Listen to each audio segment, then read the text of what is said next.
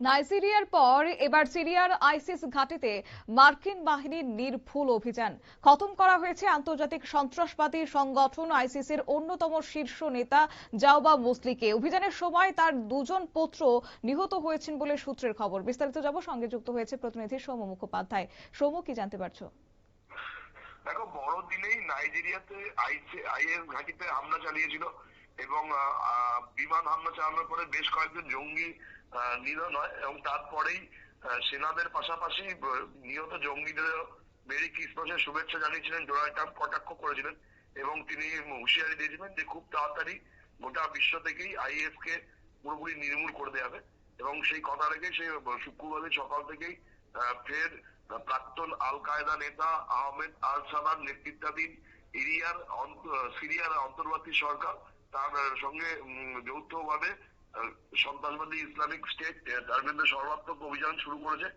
এর ফলে যেটা জানা যাচ্ছে যে আইএস এর যে পশ্চিম এশিয়ার অন্যতম শীর্ষ নেতা জাওবা মুসলি আল হারদানি এবং তার দুই পুত্র খতম হয়েছে। যেটা জানা যাচ্ছে যে দুই পুত্রের নাম ছিল আব্দুল্লাহ দিয়া আল হারদানি এবং আবাদ আল দিয়া জাওবা আল হারদানি। এরা আইসিসের সাথে সক্রিয়ভাবে যুক্ত ছিল। মূলত পশ্চিম এশিয়াতে আইএস এর সংগঠন বাড়ানো বিভিন্ন সন্ত্রাসবাদী হামলা চালানোর পেছনে এই মুসলির হাত ছিল বলেই জানা যাচ্ছে। কিন্তু তার খতম হওয়ার পরে আইএস যে পশ্চিম এশিয়ার একটা বড়সড় আঘাত খেলো।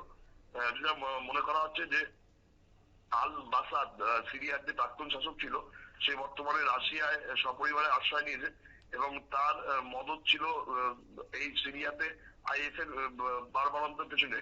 কিন্তু যবে থেকে আল কায়দার প্রাক্তন নেতা আহমেদ আল সাবা অন্তর্বর্তী সরকারের দায়িত্ব নিয়েছে সিরিয়ায়, তারপর থেকেই মার্কিন প্রশাসনের সাথে তার সম্পর্ক ভালো হয়েছে। কয়েকদিন আগে মার্কিন প্রেসিডেন্ট ডোনাল্ড ট্রাম্পের সাথে গিয়ে দেখাও করেছিল আল সাবা। সৌদি আরবের রিয়াদে সে তাদের মধ্যে বৈঠকটা হয়েছিল।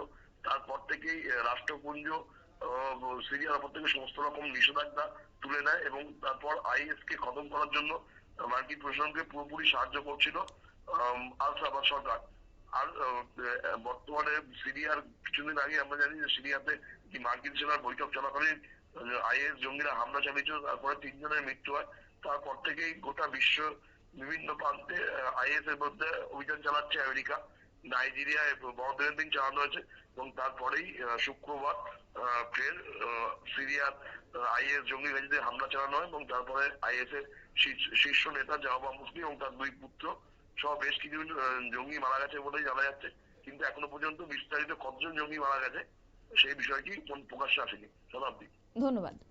মার্কিন প্রতিরক্ষা দপ্তরের সূত্রে দাবি, দীর্ঘদিন ধরে আইসিস নেটওয়ার্কের সক্রিয় রাখার মূল চাবিকাঠি ছিল জাওবা মুসলি এবং সিরিয়ার গোপন আস্তানাতে তৎপরতা বাড়ানোর খবর পেতে শুরু হয় বিশেষ কমান্ডো অভিযান। তবে নাইজেরিয়ার পর এই হামলাকে আইসিস দমনে কৌশলগত পদক্ষেপ বলে মনে করছেন বিশেষজ্ঞরা। নিয়ে নিচ্ছে ছোট্ট একটি বিজ্ঞাপন বিরতির, সঙ্গে থাকুন।